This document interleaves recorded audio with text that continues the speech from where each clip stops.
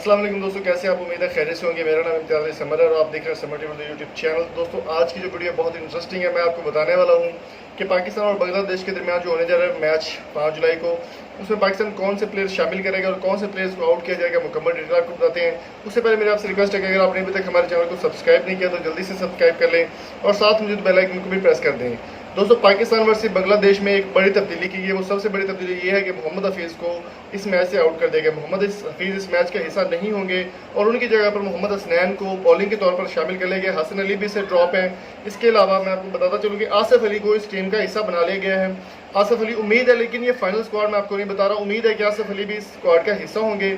इसके अलावा दोस्तों मैं बताता चलूँ फ़खर जमान और इमाम उल हक जो कि ओपनर है पाकिस्तान के, वो ओपनर इसी तरह ही आएंगे और वही जो है वो करेंगे, खेलेंगे, ओपनिंग करेंगे। इसके अलावा बाबर आजम भी इस परफॉर्मेंस का हिस्सा होंगे, इस मैच का हिस्सा होंगे। शहीन अफरीदी जो कि बहुत ही अच्छी परफॉर्मेंस दे रहे हैं, तमाम मैचेस में बहुत अच्छी तरीके से परफॉर्म कर रहे हैं, शहीन अफरीदी भी इस टीम का हिस्सा होंगे। इसके अलावा वहाब रियाज भी शामिल होंगे इसमें। मोहम्मद हफीज़ को आउट कर दिया गया है। वहाब रियाज के अलावा शादाब खान भी इस टीम का हिस्सा होंगे। शादाब खान की अगर बात करें तो वो काफ़ी अच्छी परफॉर्मेंस दे रहे हैं और बांग्लादेश अफगानिस्तान के खिलाफ उन्होंने मैचेस में भी काफ़ी अहम किरदार अदा किया और बहुत अच्छे तरीके से परफॉर्म कर रहे हैं।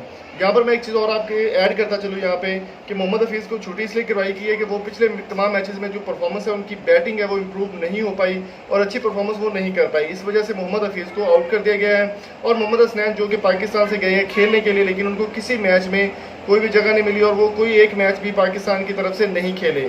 और काफ़ी तनकीद के बाद, काफ़ी लोगों के कहने के बाद इंतज़ाम उल हक को इस बात का होश आया कि मोहम्मद हसनैन को अगर हम लेकर गए तो उनको एक आधा मैच ज़रूर खिलाना चाहिए और बांग्लादेश के खिलाफ मोहम्मद हसनैन को शामिल कर लिया गया। मोहम्मद हसनैन अब कैसी परफॉर्मेंस देते हैं या किस तरह से वो बॉलिंग कर रहे हैं, उनको पाकिस्तान का दूसरा शुएब अख्तर माना जाता है, लेकिन अभी देखना ये है कि वो कैसी परफॉर्म कर पाते हैं या फिर नहीं।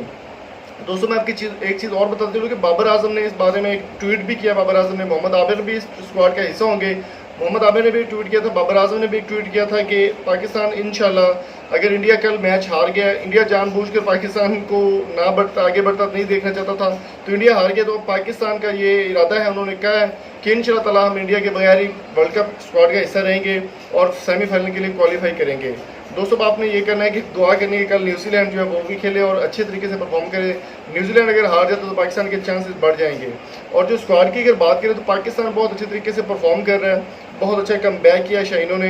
अभी देखना ये होगा कि 5 तारीख को जो पाकिस्तान और बांग्लादेश का मैच है, इसमें किस तरह की परफॉर्मेंस पाकिस्तान देता है और किस तरह की परफॉर्म लेकर सामने आएगा। ये जो स्क्वाड में चेंजेस की गए हैं वो मैं आपको बता दिए हैं और मजीद जो स्क्वाड है वो डिस्क्रिप्शन में लिखा हुआ है, वहाँ पर आप जाकर देख सकते हैं। और अगर आपको ये वीडियो अच्छी लगी तो चैनल को सब्सक्राइब करना ना भूलिएगा। इस वीडियो को अपने दोस्तों के साथ भी शेयर कीजिएगा।